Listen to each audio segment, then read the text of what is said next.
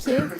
So a very warm welcome to you to this Willis Towers Watson session that we have today, and we're going to discuss your wellness journey and moving from good to great. I'm Rebekah Haymes, and I'm going to lead the initial discussion this morning in this session, but I'm joined by three colleagues: Mark Ramsuk, Fran Forgo, Joe, and Chris Viley, I've lost, there he is over there, who are going to co-facilitate the discussions on the tables a little bit later on. So the format for the day, for the session, I should say, we'd like to have the day, is a 45-minute session, double session, and we'll start with a sort of brief introduction, share some of our thought pieces on this particular subject, but also share some of the headlines from our research, in particular looking at some fairly recent research that we've undertaken, which kind of looks at the case for wellness in a different dimension, if you like, but also looks at a different way that we can look to deliver wellness in the future. So it's quite exciting research that we've done, but also looking at the context of, the business cases there. It's sound, we know that, but what's stopping organisations from actually delivering on that? What are the barriers?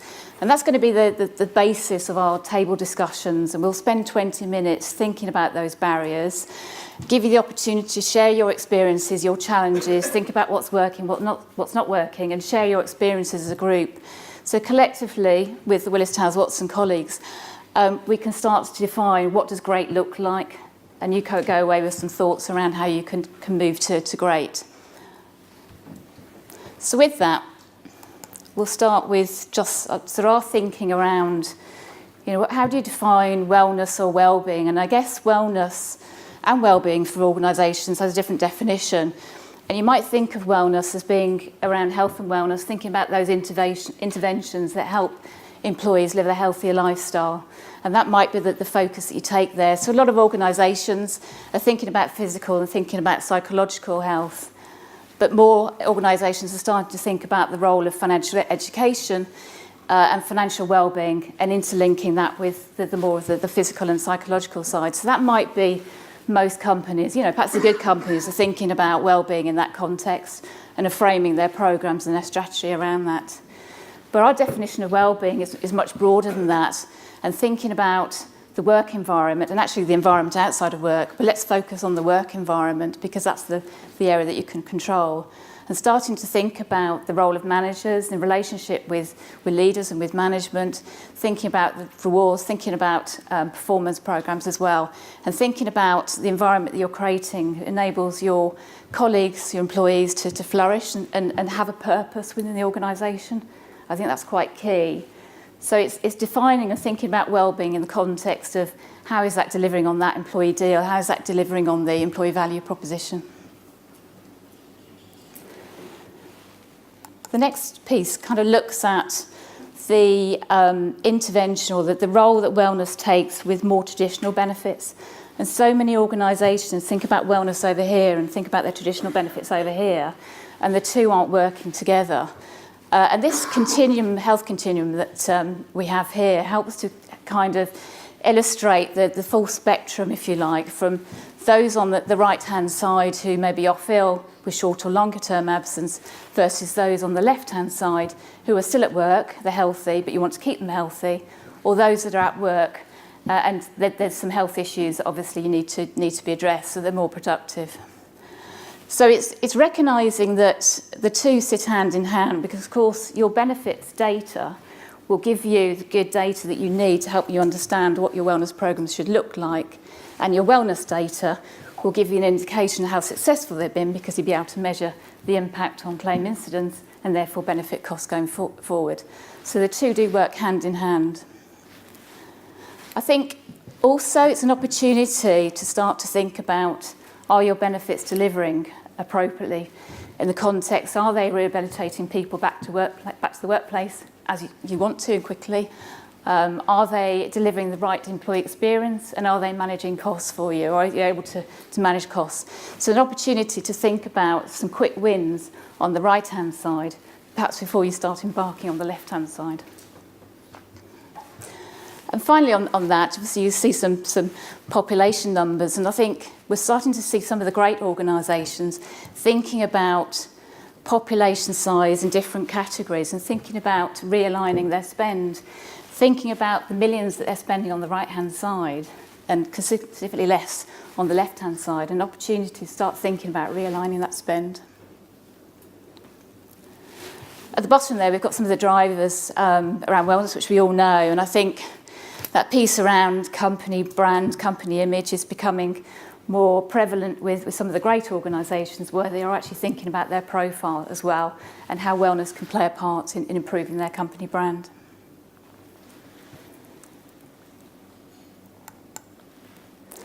So we have a couple of voting questions during this session. This is the first one, and this really is important for us to understand where everybody is in the room. And what we've done here is kind of identified sort of 4 stages, if you like, from moving from good to great.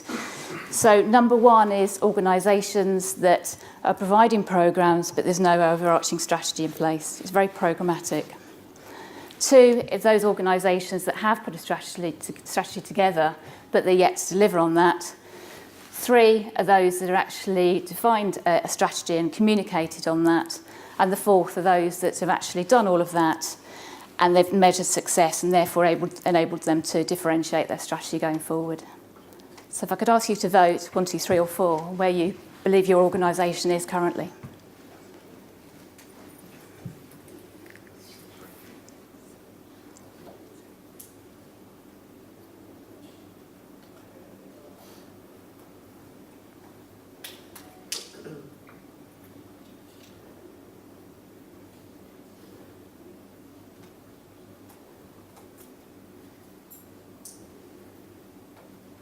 Okay.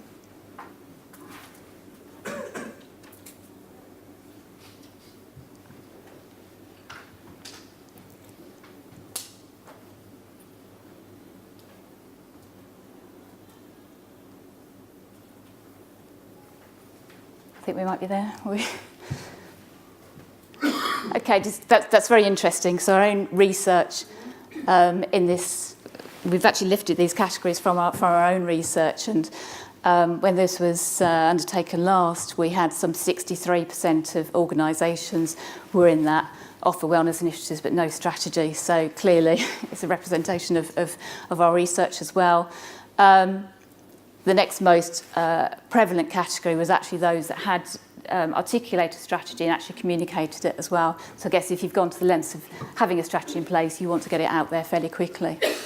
So not too dissimilar to what we're seeing. So I guess we go back to the slides. So now looking at some of our research, and this is a really exciting piece of research that we undertook earlier this year with the World Economic Forum, and the results of which were presented at Davos earlier in the year. And this is looking at the impact of non-communicable disease on individuals, on employees, and therefore on the workplace. And I'll leave you to read those statistics, but a very compelling case there towards prevention. If ever there was a case for wellness, then there it is. And our research, and we have copies of the research here and on our stand as well, and we're happy to share the research with organisations. But the research is looking at the impact of these non-communicable disease on productivity. It's recognising that these diseases can be managed and they can be prevented through lifestyle changes. And we know that. But I guess it's also recognising that we have a shared responsibility as employees, as employers, as governments, as retailers, as healthcare providers to address this. But also our research looks at how do you reach people, and it's using that behavioural science to think about what makes people make certain decisions, what motivates people, what are their values, and how do they behave in different scenarios, and using those different categories to think about how you actually deliver wellness programs going forward, recognising that people behave in different ways. We've got some material that we'll share with you which go into more details regards those different behaviour traits that individuals will have. But the key from all of this is, it's about understanding your employees, understanding your health, understanding your data, understanding your health risk.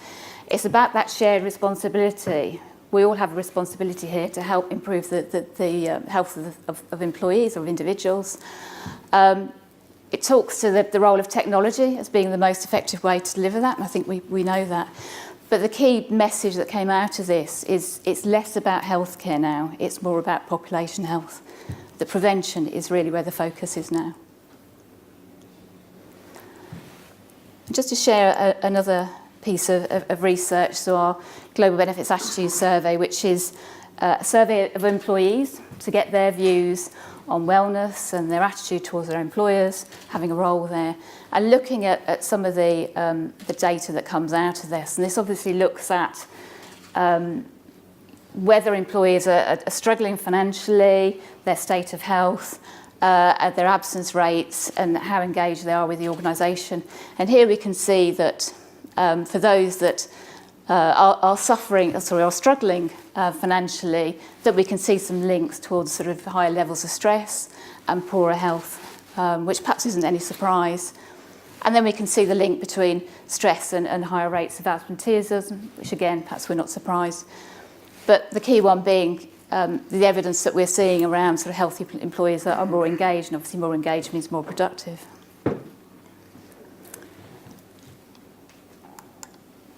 And then the final piece of research, and again we've got another voting question I'll come to shortly. But this is recognising, we've talked about the case for wellness here. We've understand that employees are far more receptive now. So our own research is telling us 2 years ago employees were very sceptical around employers having a role to play. They felt that their health was their own business. And what we're finding this time around is employees are embracing this now. They understand the employer's role and are more comfortable with them having a role in helping them to improve their health. So recognising all of this, that lots of employers are doing, looking at building strategies in this space, and employees are receptive. So what's stopping organisations from delivering on it? So these barriers are ones that we've researched, ones that we've experienced working with our clients, and we've put them into 4 different buckets, if you like, 4 different categories. So the finance piece, the business case, is often an issue for individuals, for organisations. So, you know, it's that lack of budget, and how do you build the business case to get that budget is probably, you know, quite possibly a key one. Getting leadership to buy in is obviously very important. We've talked about that this morning. And that ROI piece as well. And we have some strong views on this as to whether, you know, how it's so difficult to measure that productivity as a true productivity ROI. So is it easier to look at measuring other metrics, so as we talked about this morning in some of the sessions. Strategy as well, getting the right data and doing something with that data. And having that strategy in place as well, and actually understanding what is it you're trying to, you know, having very clear objectives, thinking about roles and responsibilities, thinking how you're going to deliver this, how you're going to engage, and how you're going to measure. The design and delivery is recognising that wellness might sit in different parts of the organisation, so how do you get teams working together? We know the provider market is very, very fragmented and huge, so knowing that market and being in the position to bring those programmes together. And then the engagement piece, so thinking about how you're going to communicate, understanding that behavioural piece as well, thinking about the brand, and getting over some of the trust issues that may be with employers and managers. So with that, I'm going to ask you to vote on which you think is the greatest barrier for your organisation. Obviously, I recognise that, you know, several of those may be barriers for you, but perhaps focus on the one that's the greatest.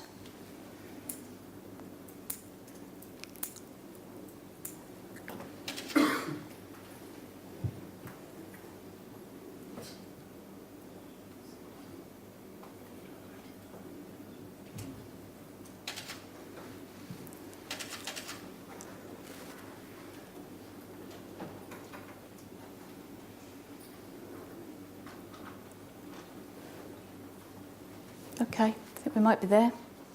I'm not surprised by that one, I guess. Yeah, it's common. I think that, you know, as all the delegates are here, get wellness and obviously understand how, you know, what needs to be delivered, but it's getting that leadership buy-in and getting that budget is such a critical part of, and such a critical challenge for organisations. So with that, if we go back to the slides, as I mentioned earlier, this is going to be sort of the basis for our table discussions, which we'll launch into now. So I'll pass to Mark to chair those discussions. Brilliant. Well, thanks, Rebecca, and great to see so many people here today. Now, being a workshop, this is actually now the time when we want you guys to do some work and some thinking. And I think, one of the things we consistently hear about this event is people want to come because they want to talk to their peers, they want to understand what people are doing in their organisations. So we have some aids to support that discussion, but you may notice on your tables there are numbers on those. We obviously tried to take a bit of a gamble at how many people will be in each group, but clearly, people have got preferences that are very much leading towards this finance business case. So what we'd like to ask you to do is move to the appropriate table or tables with the numbers. And actually, if you'd like to talk about something else, then by all means go to those. So over the next few minutes, just to do that. Before you do so, you may notice on your tables you have these wonderful little fidget spinner devices that seem to be taking the world by storm. Now, there is a competition for the person who can do the best trick by the end. No, I'm joking, there isn't. A tenuous link to wellbeing, but actually with a good cause behind it, so in terms of getting the message across. But you will also notice on your tables there are some feedback forms. One thing we would really ask you to do is to feedback on the session, questions, things you've taken away, and there is actually an incentive for this one, which is that we will be doing a draw later for all the forms that we receive, and the winner will receive a wearable device of their choice up to the value of £200. The reason being, wearables are a very personal thing, and clearly everyone has a preference around what they want. But yeah, so if you can now move to your spots, and we'll be coming around to join and facilitate those sessions.